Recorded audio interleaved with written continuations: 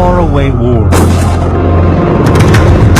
A clash of ideologies, and some of the biggest battles fought on African soil since World War II.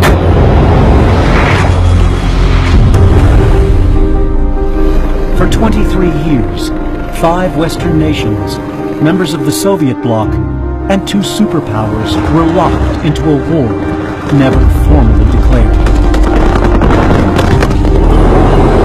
The South African Defense Force pitted against communist Angolans, Swapo, Cubans, and Russians.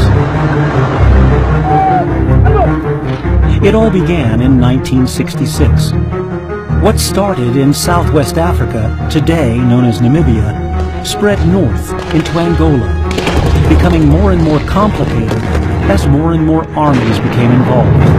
The South African Defense Force's list of enemies grew as FAPLA, the armed wing of the MPLA, entered the conflict, backed by the Soviets and the Cubans.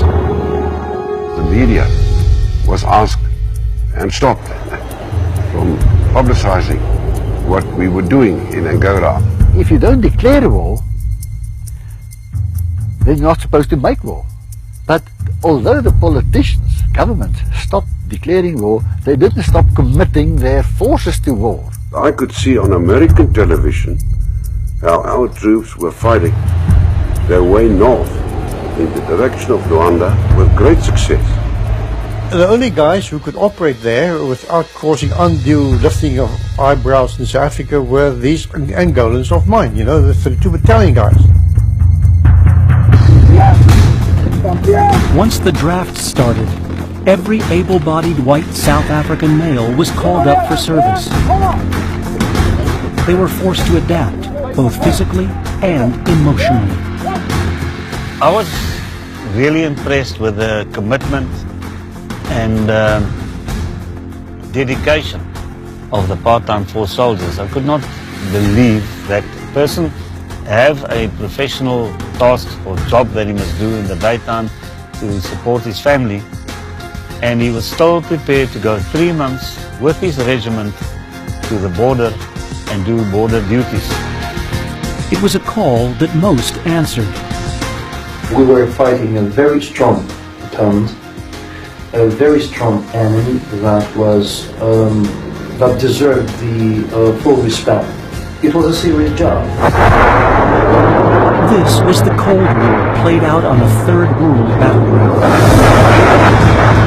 where the skies of Angola were once the most hostile airspace in the world. Besides the boys in brown, there was a group of highly trained, highly motivated, and elite soldiers known as the Reckies. Their missions were secret and clandestine, and exceptionally dangerous. The next moment, this crocodile just grabbed me from behind, came in between my legs, grabbed hold of me, and took me down to the river bottom. And I thought to myself, is this where I'm going to die?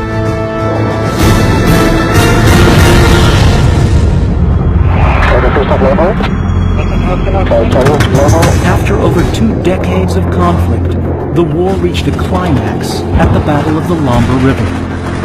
Angolan and Cuban soldiers, along with their Russian advisors, advanced with 80 tanks and supporting artillery, determined to destroy UNITA's stronghold at Jamba. Then they mounted the offensive of all offensives. South African G5 cannons and rifles faced off against Soviet-made T-54 and T-55 tanks. At the Lamba River, the Cubans met their match, the SADF 6-1 Nek, and unleashed the G5 guns, unleashed the multiple rocket launchers together with 6-1 Mek. Rifles were taking on tanks. 47th broke eventually and decided to try and make a run for it.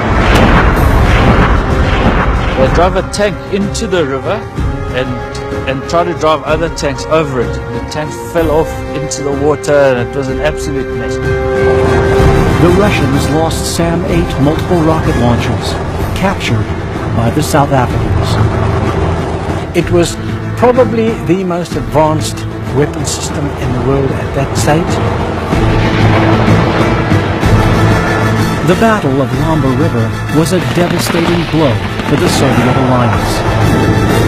This was the turning point in the undeclared war.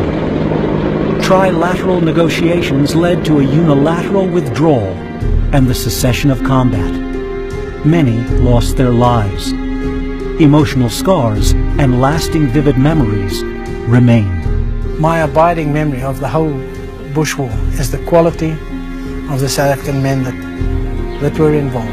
I'm still very proud of the unit I served, the comrades and my friends I made while serving there, and that's something nobody can take away from you. There's never been any animosity or feeling of animosity from my side towards SWAPO or towards FAPLA or towards anybody else I've ever fought against, because they're all soldiers. None of it was personal, because I guess war never is, and certainly at no point did I feel like I was angry or felt any personal emotion towards them.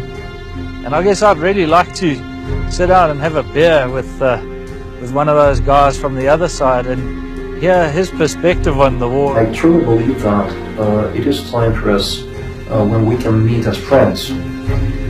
And please believe me, it will be a much more entertaining exercise. My message to the former foe is, before we die, shouldn't we get together, drink a beer, discuss and learn from each other of what really happened and how we felt and what we did, because after all we were just soldiers.